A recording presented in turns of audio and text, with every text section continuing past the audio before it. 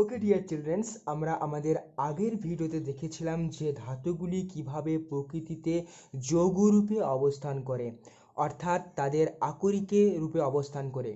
এইবার আমরা যেটা দেখব এই ভিডিওতে, যে সেই আকরিকগুলি থেকে কিভাবে বিভিন্ন প্রসেসের মাধ্যমে বিশুদ্ধ ধাতু পাওয়া যায়, এবং এই যে প্রসেসিংটা করা হয়, মানে আকরিক থেকে বিশুদ্ধ ধাতু পাওয়ার জন্য যে পদ্ধতি অবলম্বন করা হয়, সেই পদ্ধতিকে কি বলা হয় না ধাতু নিষ্কাশন।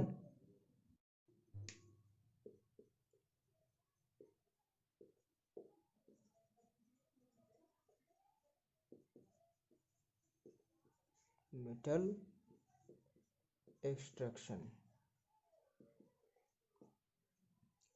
এই মেটাল এক্সট্রাকশন করা সম্পর্কে পড়ার আগে আমাদেরকে যে বিষয়টি একটু ঝালিয়ে নেওয়া দরকার, যেটা আমরা অষ্টম শ্রেণীতে বা ক্লাস 8-এ পড়েছি, যে জারণ বিজারণ সম্পর্কে, অক্সিডেশন ও রিডাকশন সম্পর্কে একটু ধারণা আমাদেরকে ঝালিয়ে নেওয়া দরকার। কারণ এই যে আকরিকগুলি আছে, এই আকরিকগুলি থেকে ধাতু নিষ্কাশন করতে গেলে আমাদেরকে মেইনলি বিজারণ বিক্রিয়াটি, মানে বিজারণ পদ্ধতি অবলম্বন করতে হয়। সেটাই আমরা এবার দেখব।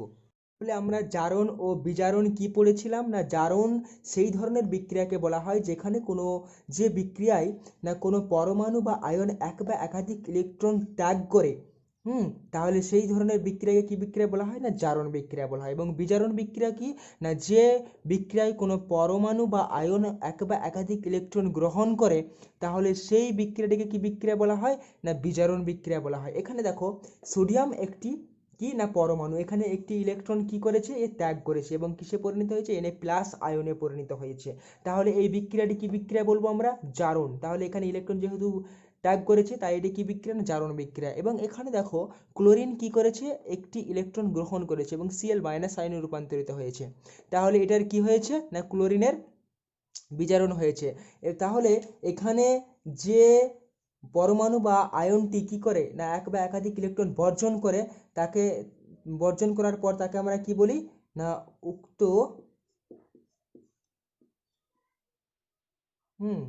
পরমাণুটি জারিত হয়েছে, মানে যার জারণ হয় সে জারিত হয়েছে, এবং যার বিজারণ হয় তার কি হয়েছে, সে বিজারিত হয়েছে।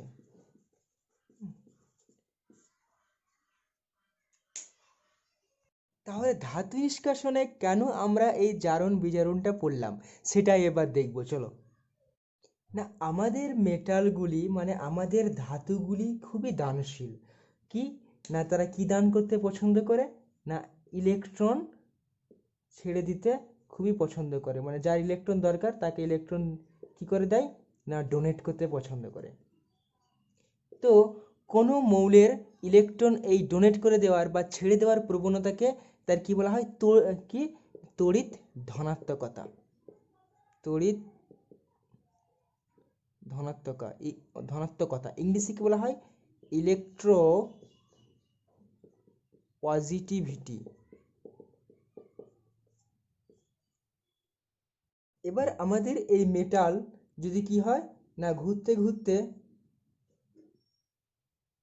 এমন কোনো কারো কাছে চলে এলো যার ইলেকট্রন দরকার, সাপোজ এক্স কোনো একটি মৌল যার কি দরকার, ইলেকট্রন দরকার, উদাস একে ইলেকট্রন দরকার। তো এবার এই মেটাল কি করবে, না একে ইলেকট্রন কি করে দেবে, দিয়ে দেবে। আগেই বলেছি কি না তড়িৎ ধনাত্মকতা বেশি, ইলেকট্রন দান করার প্রবণতা বেশি। তো এইবার এই আমাদের এম কি করবে না ইলেকট্রন ত্যাগ করে দিয়ে M+ রূপান্তরিত হয়ে যাবে। আর আমাদের এই যে এক্স মৌলটি আছে, এই ইলেকট্রন গ্রহণ করলো, তাহলে এই কিসে রূপান্তরিত হয়ে যাবে না মাইনাসে রূপান্তরিত হয়ে যাবে। এবার সেই মনে করো এটা কি প্লাস আর মাইনাস ইলেকট্রন আদান প্রদান হয়ে গেল, দুজন কি তৈরি করবে না Mx একটি যৌগ তৈরি করবে, ঠিক আছে। আর এই যৌগটাকে আমরা কি বলছি, তড়িৎযোজী যৌগ। আর এই যৌগগুলোই কি না ধাতুর এই প্রকৃতিতে অবস্থিত এই যৌগগুলিকে আমরা কি বলেছি না আকরিক বলেছি। তাহলে আমরা দেখলাম ধাতু থেকে কিভাবে আকরিক তৈরি হয়। এইবার দেখব যে যদি কোনো উপায়ে এই মেটালকে আবার আমরা ব্যাক প্রসেসে কি সাপ্লাই দিতে পারি, না ইলেকট্রন কি করাতে পারি, গ্রহণ করাতে পারি। তাহলে কি হবে না এখান থেকে এই যৌগ ভেঙে যাবে। হ্যাঁ, ফলে কি হয়ে যাবে না এই যে ইলেকট্রন দিয়েছিল, ইলেকট্রন দেওয়ার ফলে ইলেকট্রন এখানে ত্যাগ করার ফলে এর সঙ্গে যৌগে আবদ্ধ হয়েছিল। এবার যদি আবার আমি এর ইলেকট্রনকে গ্রহণ করাতে পারি, তাহলে কি হয়ে যাবে না এই ইলেকট্রন যে ঘাটতি ছিল, এবার একে আমি একটা ইলেকট্রন গ্রহণ করালাম, তাহলে প্রকৃতিতে কি অবস্থায় আবার চলে আসবে না আবার প্রথমের মতো মুক্ত অবস্থায় চলে আসবে। ঠিক আছে, তাহলে ইলেকট্রন এখানে গ্রহণ করাতে পারলাম, মানে এখানে মেটালের কি ঘটাতে হবে না যদি আমরা বিজারণ ঘটাতে পারি, বিজারণ ঘটাতে পারি, তাহলে আমরা উক্ত আকরিক থেকে কি পেয়ে যাব, মুক্ত ধাতু পেয়ে যাব। ঠিক আছে, এই কারণেই আমরা বিজারণটা পড়লাম। তো চিলড্রেন, আমরা কি প্ল্যান করছি না কিভাবে এই ধাতুর আকরিক থেকে এই ধাতুকে কি করা হয়, আলাদা করা হয়। তো আমরা যখন ধাতুর আকরিক থেকে ধাতুকে আলাদা করতে যাব, তখন আমাদেরকে কিছু কনসেপ্ট মাথায় রাখতে হবে। সেটা কি না ধাতুর সক্রিয়তা সম্পর্কে আমাদেরকে, ধাতুর সক্রিয়তা, এই যে উপরে আমি লিখেছি এটা হলো কি না ধাতুর সক্রিয়তার শ্রেণী। না দেখো জিঙ্ক, তারপরে আমাদের লোহা, টিন, হ্যাঁ, তারপরে কপার, এইগুলো যখন যৌগ অবস্থায় থাকবে, যত সহজে আমরা তার আকরিক থেকে ধাতু নিষ্কাশন করতে পারবো। হ্যাঁ, যখন এই লিথিয়াম, ক্যালসিয়াম, সোডিয়াম যখন কি না তার আকরিক অবস্থায় থাকবে, তার থেকে যখন ধাতু নিষ্কাশন করতে যাব, দুটোর ক্ষেত্রে কিন্তু এক হবে না।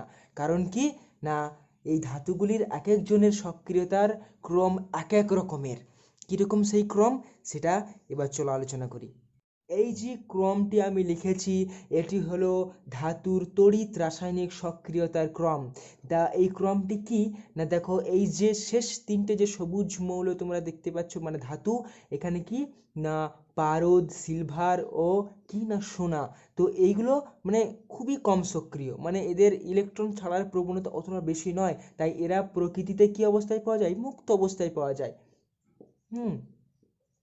তারপরে এই যে জিঙ্ক, এর নীল কালিতে যেগুলো দেখছো, লোহা আছে, টিন আছে, এরা কি না এই অপেক্ষাকৃত কি না কম সক্রিয়, মানে এদের আকরিক থেকে অপেক্ষাকৃত কি সক্রিয় না কম সক্রিয়, মানে এদের আকরিক থেকে আমরা কি করতে পারি, মানে অত বেশি কষ্ট না করে কি বের করতে পারি না এই ধাতুগুলোকে আলাদা করতে পারি। এইবার যেটা দেখছো এখানে, যেটা দেখো লিথিয়াম, পটাশিয়াম, ক্যালসিয়াম, সোডিয়াম, এরা যখন আকরিক অবস্থায় থাকবে, এদের আকরিক থেকে যখন আমরা ধাতু নিষ্কাশন করতে যাব, তখন আমাদেরকে অনেকটাই কি করতে হবে, খাটনি করতে হবে। এরা কারণ কি না এরা বেশি সক্রিয়। তাহলে আমরা যখন বিভিন্ন আকরিক থেকে ধাতু নিষ্কাশন করার প্রয়াস করব, চেষ্টা করব, তখন আমাদেরকে একটা মাথায় রাখতে হবে এই সক্রিয়তা শ্রেণীটাকে, যে দেখতে হবে কোন কোন ধাতুর আমরা আকরিক থেকে তার ধাতু নিষ্কাশন করছি। যদি সেটি ক্যালসিয়াম, সোডিয়াম হয়, তাহলে তার প্রসেস আলাদা হবে। জিঙ্ক বা লোহা, টিন ইত্যাদি হয়, তাদের প্রসেস আলাদা হবে। আর বাকি এইগুলোতে তোমরা কি না মুক্ত অবস্থায় পেয়ে যাচ্ছ। তাহলে দেখব এবার আমরা সরাসরি চলে যাব ধাতু নিষ্কাশনের বিভিন্ন যে পদ্ধতি আছে সেগুলিকে নিয়ে আলোচনা করব। আমরা জানলাম যে ধাতুর আকরিক থেকে ধাতু নিষ্কাশন আসলে এটি একটি বিজারণ প্রক্রিয়া।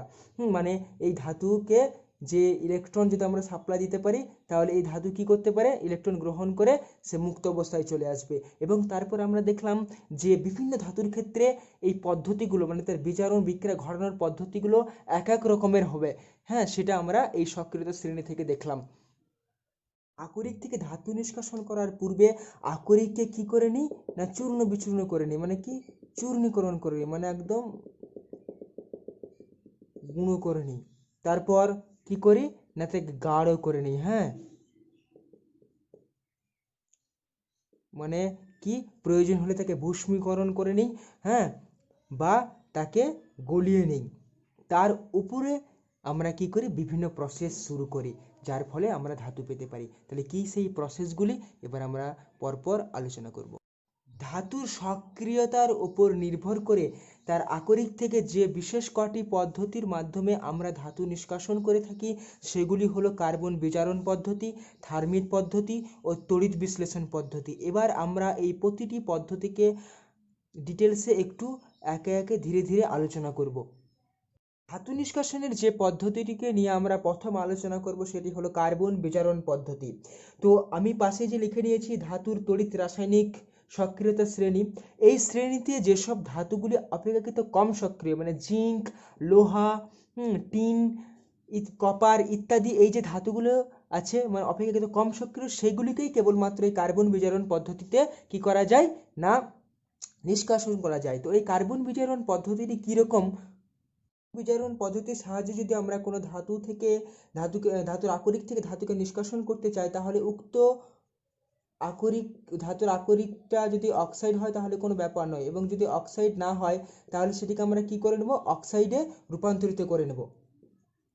এবার ওই আকরিকের সঙ্গে কি মেশাতে হয় না কোক চূর্ণ, কার্বন মেশাতে হয়। তাহলে এই আকরিকের সঙ্গে এই কার্বন বিক্রিয়া করে কি উৎপন্ন করে না ধাতু মুক্ত করে, এবং তার সঙ্গে কার্বন মনোক্সাইড কি করে তৈরি করে। তো বিক্রিয়াটি ভালোভাবে লক্ষ্য করলে বোঝা যাচ্ছে যে এখানে আমরা কি করেছি না ওই উক্ত ধাতুর আকরিককে কার্বন দ্বারা কি ঘটিয়েছি না বিজারণ ঘটিয়েছি। এখানে দেখো কার্বন কি করেছে না এই যে আমাদের ধাতব অক্সাইড থেকে অক্সিজেনকে কি করে নিয়েছে না কি ছিনিয়ে নিয়েছে, মানে কি করে নিয়েছে রিডাকশন ঘটিয়েছে। কার রিডাকশন ঘটিয়েছে? আমাদের ধাতুর। মানে তাহলে এখানে কি হলো, এটি কি বিক্রিয়া হলো না বিজারণ বিক্রিয়া। তাহলে আমরা এই কার্বন বিজারণ পদ্ধতিতে কি দেখলাম না কার্বনের দ্বারা ধাতব আকরিকের কি করতে পারি আমরা বিজারণ ঘটাতে পারি, যার ফলে আমরা মুক্ত ধাতু পেতে পারি। একটি এক্সাম্পল দিলে আরো সহজ হয়ে যাবে ব্যাপারটি বুঝতে আমাদের সামনে। দেখো এখানে ZnO জিঙ্ক অক্সাইড, যেটি কিনা জিঙ্কাইট, আমরা দেখলাম যে জিঙ্কের একটি আকরিক, এর সঙ্গে যদি আমরা কি মেশাই কোক চূর্ণ বা কার্বন মেশাই তাহলে কি উৎপন্ন হয় না জিঙ্ক এবং কার্বন মনোক্সাইড। তাহলে এখানে জিঙ্কাইটের এই যে কার্বন আছে এ কি ঘটালো না বিজারণ ঘটালো, যার ফলে আমরা কি পেলাম মুক্ত ধাতু পেলাম। এখানে মাধ্যমিকে যে কোশ্চেনটি আসে যে কার্বন বিজারণ পদ্ধতি কি বা কিভাবে কার্বনের সাহায্যে ধাতব অক্সাইডের বিজারণ ঘটিয়ে ধাতু নিষ্কাশন করা হয় লিখো, এরকম জিজ্ঞাসা করতে পারে, তখন তোমাকে এরকম বিক্রিয়া সমেত একটু লিখে দিতে হবে। সেখানে মনে রাখতে হবে এই যে কার্বন মনোক্সাইড উৎপন্ন হলো, এই কার্বন মনোক্সাইড আবার আরও কি করবে না এই জিঙ্কাইট এর কি ঘটাতে পারবে না বিজারণ ঘটাতে পারবে ZnCO2। ঠিক আছে, ধাতু নিষ্কাশনের যে পদ্ধতিটিকে নিয়ে এবার আমরা আলোচনা করতে যাচ্ছি সেটি হলো থার্মিট পদ্ধতি। এটা একটি মোস্ট ইম্পর্ট্যান্ট পদ্ধতি। এই পদ্ধতির সাহায্যে আমরা কি করি না আমরা যে ধাতুটি নিষ্কাশন করতে চাইছি সেই ধাতুর আকরিকের সঙ্গে উক্ত ধাতুর থেকে বেশি সক্রিয় কোনো ধাতু ব্যবহার করে, বিশেষত অ্যালুমিনিয়ামকে ব্যবহার করা হয়, এর বিজারণ ঘটিয়ে অ্যালুমিনিয়ামের দ্বারা উক্ত ধাতুর বিজারণ ঘটিয়ে আমরা কি করতে পারি সেই ধাতুটিকে নিষ্কাশন করতে পারি। হ্যাঁ, এই পদ্ধতিটাকে কি বলা হচ্ছে না থার্মিট পদ্ধতি। এই পদ্ধতিটা সাহায্যে বিশেষত যেসব ধাতুগুলিকে আমরা নিষ্কাশন করতে পারি সেগুলো হলো কি না অ্যালুমিনিয়াম থেকে কম সক্রিয় Fe, ক্রোমিয়াম, ম্যাঙ্গানিজ। এটা একটা এক্সাম্পল দিলে আরো সহজে বিষয়টি বোঝা যাবে না Fe2O3 হলো এই আমাদের লোহার একটি আকরিক যেটা হলো রেড হেমাটাইট। এর সঙ্গে মানে আমরা এই লোহাকে মানে কি করব অ্যালুমিনিয়াম দ্বারা বিজারণ করব। তাহলে এর সঙ্গে অ্যালুমিনিয়াম মেশালাম এবং উচ্চ উষ্ণতা দিতে হয়, কত ডিগ্রি সেলসিয়াস 2000 ডিগ্রি সেলসিয়াস উষ্ণতায় কি হয় না এই অ্যালুমিনিয়াম আমাদের এই লোহাকে বিজারণ করে দেয়, হ্যাঁ বিজারিত করে। তার ফলে কি উৎপন্ন হয় এখানে না অ্যালুমিনিয়াম ট্রাইঅক্সাইড, এবং তার সঙ্গে যেটা উৎপন্ন হয় কি না লোহা এখানে কি হয়ে যায় মুক্ত হয়ে যায়, এবং তার সঙ্গে 199 কিলোক্যালোরি এনার্জি উৎপন্ন হয়। এই থার্মিট পদ্ধতিতে কিন্তু মাধ্যমিকে বারবার কোশ্চেন আসে। হ্যাঁ, এটা 2 নম্বর একটি কোশ্চেন বারবার আমি দেখতে পাই, যেটা হলো থার্মিট পদ্ধতি কি। সেই পদ্ধতি এখানে আমি যেভাবে কোশ্চেনটিকে লিখে দিচ্ছি তোমরা সেভাবেই সেটিকে পরীক্ষার খাতায় লিখে আসবে। থার্মিট পদ্ধতি কি পরীক্ষা জিজ্ঞাসা করে তাহলে ঠিক এইভাবে লিখতে হবে যে পদ্ধতিতে ধাতব অক্সাইডকে উচ্চ উষ্ণতায় প্রায় 2000 ডিগ্রি সেলসিয়াস উষ্ণতাটা এখানেও লিখে দেবে, 2000 ডিগ্রি সেলসিয়াস উষ্ণতায় অপেক্ষাকৃত সক্রিয় ধাতু দ্বারা, মানে লোহার থেকে অপেক্ষাকৃত সক্রিয় ধাতু এখানে কে না অ্যালুমিনিয়াম ধাতু দ্বারা বিজারিত করে ধাতব মৌলে পরিণত করা হয়, তাকে থার্মিট পদ্ধতি বলা হয়। এখানে এক্সাম্পলটা শুধু দেওয়াটা মাস্ট, উদাহরণটা সমেত, যে উদাহরণ কি না 2000 ডিগ্রি সেলসিয়াস উষ্ণতায় ফেরিক অক্সাইডকে অ্যালুমিনিয়াম দ্বারা বিজারিত করে আয়রন উৎপন্ন করা হয়। এই পদ্ধতিটি হলো কি না থার্মিট পদ্ধতি, এটি মাধ্যমিকে খুবই আসে। এবার এই থার্মিট পদ্ধতির ব্যবহার দেখব। থার্মিট পদ্ধতির ব্যবহার কি হলো না থার্মিট পদ্ধতিতে ধাতব অক্সাইডের সঙ্গে যদি অ্যালুমিনিয়াম চূর্ণকে মিশ্রণ করে 2000 ডিগ্রি সেলসিয়াস উষ্ণতায় যদি উত্তপ্ত করা হয়, তাহলে কি বের হয় না লোহা নিষ্কাশন হয়। এইটাকে কাজে লাগিয়ে যে রেল লাইন বা ট্রাম লাইনের যদি কি হয় না ক্র্যাক হয়, মানে কি ভগ্ন অংশকে জোড়া লাগাতে ব্যবহার করা হয়। ধরো সাপোজ এরকম একটি চুল্লি আছে, হ্যাঁ, যেখানে কি নেওয়া হয়েছে না এই ফেরিক অক্সাইড এবং অ্যালুমিনিয়াম চূর্ণ নেওয়া হয়েছে এবং 2000 ডিগ্রি সেলসিয়াস উষ্ণতায় কী করা হয়েছে, একে উত্তপ্ত করা হচ্ছে। তাহলে কি বের হবে না এই দিক দিয়ে কি মুক্ত হবে, লোহা মুক্ত হবে। এবং সেটি সেই কোথায় পড়বে না এই যে যেখানে যেটার উপর ধরা হয়, অবশ্যই যেটা রেল লাইন বা ট্রামের সেই যে জায়গাটা ভেঙে গেছে সেই জায়গাটার উপর যদি এই চুল্লিটাকে ধরা হয়, তাহলে এখানে এসে এসে এভাবে লোহাগুলো এর ভিতর ঢুকে যাবে, যার ফলে এটি কি হয়ে যাবে না ক্র্যাকটি মেরামত করা যাবে, মানে ভগ্ন অংশটিকে জোড়া লাগানো যাবে। এইভাবেই থার্মিট পদ্ধতির ব্যবহার করা হয়। এভাবে থার্মিট পদ্ধতিকে ব্যবহার করে রেল লাইন বা ট্রাম লাইনের এই যে অংশকে জোড়া হয়, এটাকে আবার কি বলা হয় না স্পট ওয়েল্ডিং বলা হয়। কি বলা হয় স্পট ওয়েল্ডিং। এটা জাস্ট একটা জানার বিষয়, ইম্পর্টেন্ট না। ধাতু নিষ্কাশনের যে তৃতীয় পদ্ধতি সম্পর্কে আমরা পড়বো সেটি হলো তড়িৎ বিশ্লেষণ। এবার দেখো এই তড়িৎ রাসায়নিক শ্রেণীর উপরে যেসব ধাতুগুলো মানে অপেক্ষাকৃত বেশি সক্রিয় যে ধাতুগুলি lithium, potassium, calcium, sodium, magnesium, aluminium ইত্যাদি ধাতুগুলিকে এই তড়িৎ বিশ্লেষণ পদ্ধতির সাহায্যে কি করতে হয়, আমাদেরকে ধাতু নিষ্কাশন করতে হয়। কারণ এদেরকে কার্বন বিজারণ পদ্ধতির সাহায্যে কি করা যায় না, এদের ধাতু নিষ্কাশন করা যায় না। এই পদ্ধতির সাহায্যে কি করা হয়, যে ধাতুটি নিষ্কাশন করতে হবে সেই ধাতুর কি ঘটাতে হয় না তড়িৎ বিশ্লেষণ ঘটাতে হয় উপযুক্ত তড়িৎদ্বারের উপস্থিতিতে। সাপোজ ধরো একটি ধাতু,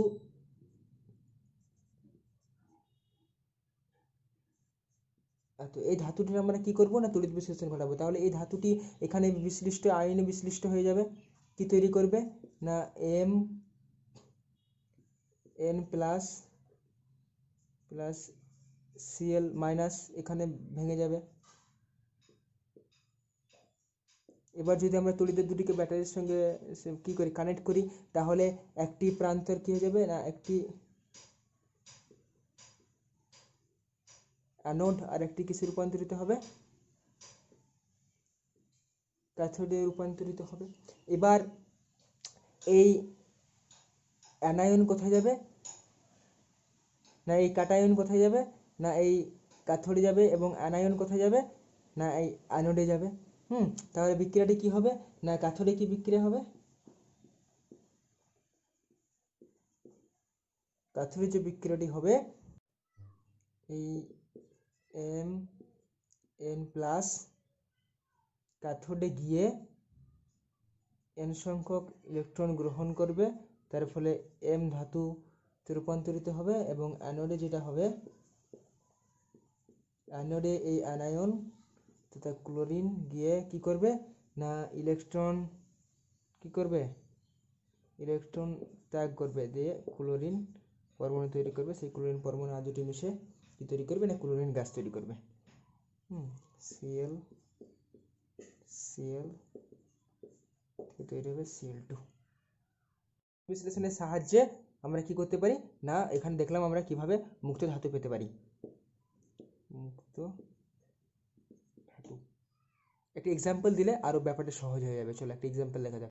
এইভাবে তড়িৎ বিশ্লেষণের সাহায্যে অপেক্ষাকৃত সক্রিয় ধাতু অ্যালুমিনিয়ামকে আমরা অ্যালুমিনা থেকে কি করতে পারি নিষ্কাশন করতে পারি। সেটি করার জন্য আমাদেরকে কি করতে হবে না দুটি গ্রাফাইট দণ্ডকে তড়িৎদ্বার হিসাবে নিতে হবে এবং অ্যালুমিনা ক্রায়োলাইট ফ্লুসপারকে এখানে গলিয়ে নিতে হবে। কত ডিগ্রি সেলসিয়াস না 900 ডিগ্রি সেলসিয়াস উষ্ণতায় এদেরকে কি করতে হবে না গলিয়ে নিতে হবে। অ্যালুমিনাকে গলিয়ে নিলে এটি কি না কিছু আয়নে বিশ্লিষ্ট হয়ে যাবে। কি আয়ন তৈরি করবে না এরকম আয়নে বিশ্লিষ্ট হয়ে যাবে। এবার যদি আমরা এই তড়িৎদ্বার দুটিকে বাইরে কোনো ব্যাটারির সোর্সের সঙ্গে কি করি, ডিসি সোর্সের সঙ্গে কি করি, কানেক্টেড করি, তাহলে কি দেখা যাবে যে এইখানে এই মিশ্রণে উপস্থিত অ্যালুমিনিয়াম ও অক্সিজেন এর আয়ন কি করবে না, এইটা যে আমরা দেখছি কি না, না এই কি ক্যাটায়ন, এবং এটা যেটা দেখছি আমরা কি না অ্যানায়ন, কি করবে না একটা ক্যাথোডের দিকে একটি অ্যানোডের দিকে যাবে। ফলে কি দেখা যাক ক্যাথোডে কি বিক্রিয়া ঘটবে, অ্যানোডে কি বিক্রিয়া ঘটবে। ক্যাথোডে যে বিক্রিয়াটি ঘটে, ক্যাথোডে যে বিক্রিয়াটি ঘটবে, এটা যদি সাপোজ ক্যাথোড হয় এবং এটা যদি অ্যানোড হয়, তো ক্যাথোডে যে বিক্রিয়াটি ঘটবে, আমাদের এই যে ক্যাটায়ন আছে এটি কি হবে না আমাদের এই ক্যাথোডে যাবে এবং ক্যাথোডে গিয়ে কি করবে, তিনটে ইলেকট্রন না দু অণু কি যাবে, এই অ্যালুমিনিয়াম এর আয়ন যাবে এবং 6টি ইলেকট্রন গ্রহণ করবে এবং কি তৈরি করবে না অ্যালুমিনিয়াম তৈরি করবে। এবং অ্যানোডে যে বিক্রিয়াটি হবে, অ্যানোডে কি বিক্রিয়াটি হবে না এই 3 অণু আমাদের কি অক্সিজেন ও আয়ন কি করবে না এই অ্যানোডে যাবে এবং 6টি ইলেকট্রন গ্রহণ করবে। ফলে কি তৈরি করবে, 3টে অক্সিজেনের পরমাণু তৈরি করবে। এই 3টে পরমাণু আবার আর 3টে পরমাণুর সঙ্গে যুক্ত হয়ে কি করবে, 3 অণু অক্সিজেন গ্যাস উৎপন্ন করবে। কেমন? আমরা দেখলাম যে আকরিক থেকে কিভাবে ধাতু নিষ্কাশন করা হয়। হ্যাঁ, প্রসেস বাই প্রসেস ধীরে ধীরে তোমরা ভিডিওটি পজ করে করে দেখবে। হ্যাঁ, যেখানে কোনো জায়গায় বুঝতে যদি অসুবিধা হয় সঙ্গে সঙ্গে আমাকে কন্ট্যাক্ট করবে। যে ভিডিওটিতে আমরা পড়বো সেটিতে মেটাল করোজন পড়বো। মেটাল করোজন বা ধাতুর ক্ষয় যদি আমরা পড়ি তাহলে আমাদের আপাতত ধাতুবিদ্যা শেষ হবে। হ্যাঁ, এটা একটু ভালো করে এই যে ধাতু নিষ্কাশন বিভিন্ন পদ্ধতি যেগুলো পড়লাম, বিশেষ করে কার্বন বিজারণ পদ্ধতি, থার্মিট পদ্ধতি, হ্যাঁ, এবং এই যে শেষ যেটা তড়িৎ বিশ্লেষণ পদ্ধতি পড়লাম, এগুলোকে একটু ডিটেলসে মানে কি আস্তে আস্তে ধীরে ধীরে পড়বে, তাহলে দেখবে সব কমপ্লিট হয়ে যাবে তোমার। এবার আমরা যেগুলো অ্যাসাইনমেন্ট দেবো, এই অ্যাসাইনমেন্টগুলো ভালো করে করতে থাকবে, কারণ মাধ্যমিকে এই অ্যাসাইনমেন্টগুলো থেকেই কোশ্চেন আসবে।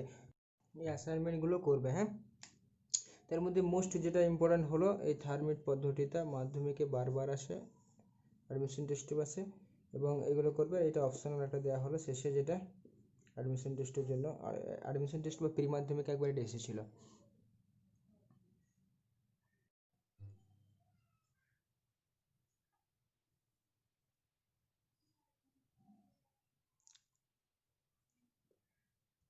আপাতত এগুলো পড়ো, আমার নেক্সট ভিডিও খুব তাড়াতাড়ি আপলোড হবে।